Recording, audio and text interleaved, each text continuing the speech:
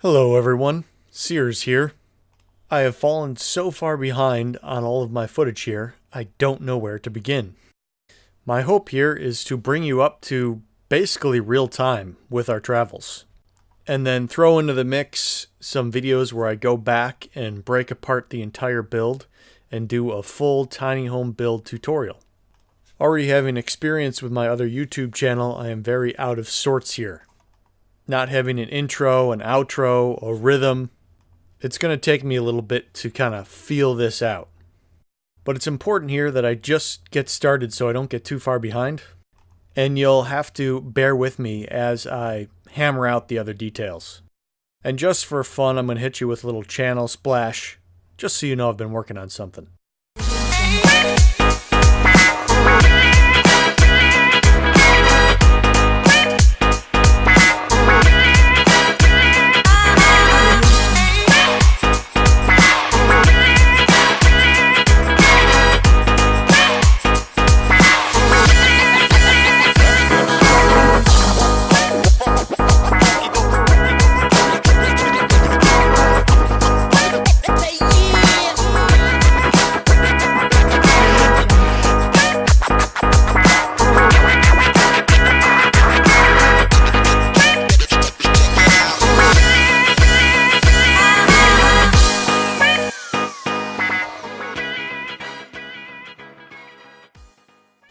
So where I'm going to drop you into start is where I feel like we sort of made the transition from just building a tiny home, where you're doing a design and swinging a hammer, the manual labor of it, to living in a tiny home, where you're trying to figure out how to get all your stuff in, how to make it feel like yours, like it's a home, how to make it all go. So this is where all the magic happened, in the backyard of our home, which we now have some fantastic renters in as we have moved into the tiny house. And while this footage is obviously much earlier, as you can still see the sheathing on the tiny house, the day I'm going to take you to is the weigh-in day, where we dragged it over to our local rock and mulch company that has a big scale to determine where the weight came in at and if we could actually tow it around.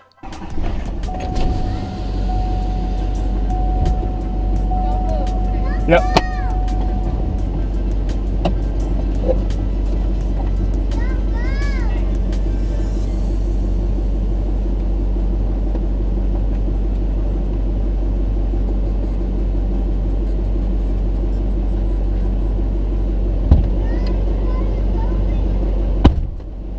Love you. Love you too, babe. I gotta figure out the towing system. Let them know that. Alright, if it doesn't work, babe, we'll just rent some land and just be somewhere for a year. There? Okay. Sounds good, babe. How about that?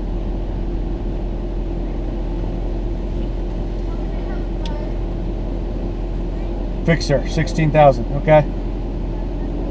Yeah. Hey, Maz. Put your last weights in. I have something called the ITBC braking system. This thing's got a lot of cool systems. It has a system that you can adjust the gain. So, depending on how hard you apply the brakes in your truck, you can set how hard it applies the brakes on the trailer. So my trailer has a braking system. So I'm just figuring out how to use this trailer brake system on my truck to make sure I'm not over applying brakes. Obviously the trailer doesn't have anti-lock brakes, so if the gain's up too high, it'll want to lock up the wheels on the trailer, which is bad. But I also want to make sure I'm getting enough braking in the trailer and not making the truck try to do all the braking. So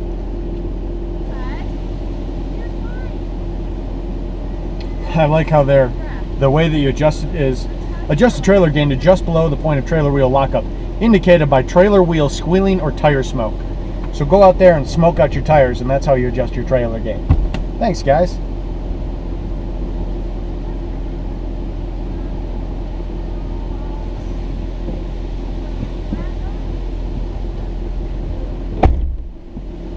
Let's just see what this is looking like. So I started very gently easing the tiny home forward for the first time, and I ran into some curious resistance after a few feet. I kind of had to drive over a rock mulch bed on the way out of my backyard, and I had really only let the truck idle so far, so I wasn't totally surprised that I was going to have to give it some gas to get it out of the backyard. This. Okay.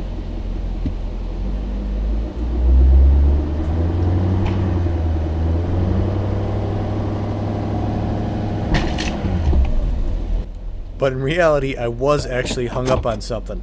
My backyard is slanted, so when I put the tiny house in the yard, I had to put one side on two 2x10 by 8 foot planks to make it level for the build. And when I was rolling off them, it had kicked one up that got jammed into the frame. And it was a testament to the truck's power that the frame had driven the 2x10 a foot deep into the ground and then finally splintered it and pulled off of it. There was no damage to the main part of the tiny home, but I did bang up the jack stand that was basically the rear stabilizer for one side of the house. We're off like a herd of turtles. So yeah, hun, it feels like it's gonna tow no problem. Will you take the pack out and then you can just show? Yeah, guys, it feels. So what had happened is one of my chalk blocks had, when I was rolling the last wheel off it, it had jammed up into my trailer, and I just rammed right through it and just broke the chalk block. Great. So that's just great. I got some power. Fabulous. So with that, I finally pulled the tiny home out of the backyard for the first time. It's a tight gate, but it went surprisingly well. I did try to time it so that I was pulling out when there weren't cars, everyone was at school and work.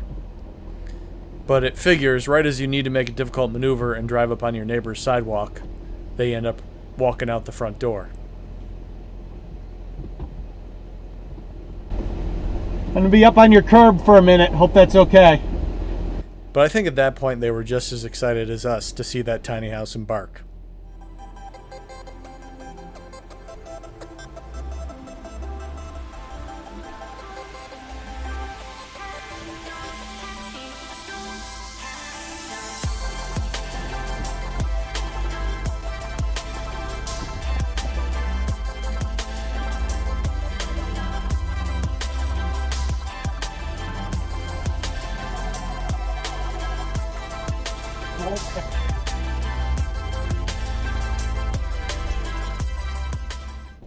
And with that, it was free of the backyard. Plates were already on it, she was street legal.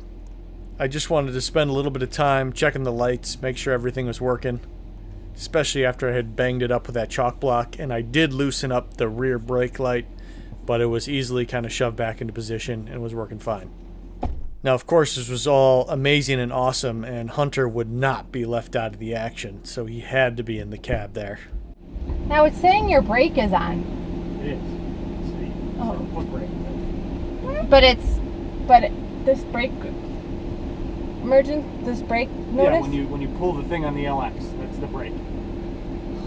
Left foot. Does that make sense? No, it doesn't. It's to me that We're still means working the out the brake where you kinks in push our down. language So should around I the pull that up different before- parts of the okay. truck. That's separate. That doesn't trigger the Okay. lights. Okay. So. That blue makes it not go red. Now, Mom is trying to be a videographer, a Twitch chat moderator, and listening to Dad holler commands at her from the back of the car. I come to the horses. So we have to hope that Hunt's just satisfied to be right in the action, even though Mom can't play 20 questions at the moment. Huh. That's hard. Where's that going? You just hold the brakes down. Yeah.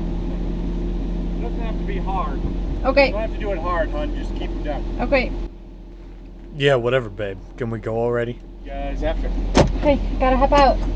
Come on, Hunt.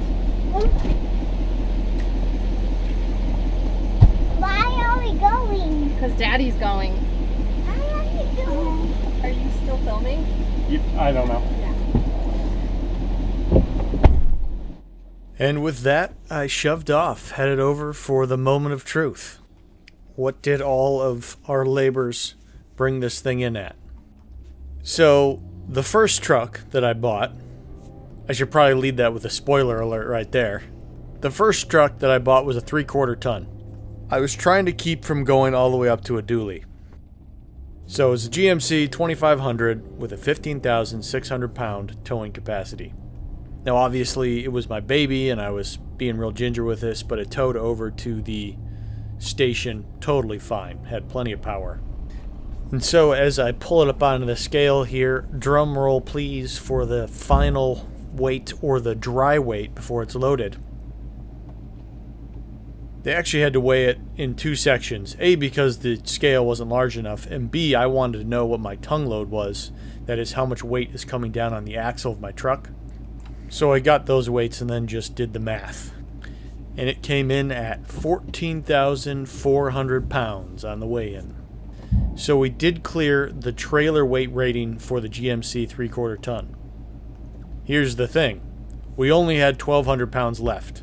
That is for all of our stuff. That is in case I wanted to do battery packs or solar in the future. And that also doesn't account for the fact that I can carry 1,000 pounds of water in the internal storage tanks. So to make a long story short, we kind of hemmed and hawed on, do we try to rein in our final weight or do we just bite the bullet and get a bigger truck? So ta-da, we did end up going for a bigger truck. We ended up getting the same GMC Sierra, but in the 1-ton model. And we did the dually, the dual rear wheel, because it comes with extra payload and extra tow capacity. Obviously, doing a trade-in, you do lose some equity on your vehicle. And at some point, I'll talk about all the expensive car lessons I learned that year. So that covers the first moment of moving the tiny house. It is certainly a nerve-wracking experience. You know you built it well, but is that bump or that pothole going to make the whole thing wobble and collapse? I've had it on the road now for over 4,000 miles, and I can tell you that's not the case. It's built solid. And at this point, the truck and trailer just feel like an extension of me moving down the road. But if this is something you're going to be embarking on, there is definitely a period of getting used to it. Okay, everyone. Thanks very much for watching and following along on our journey. I look forward to getting the rest out quickly so I can catch you up to where we are now. Until next time, hope you have a great day and live seriously.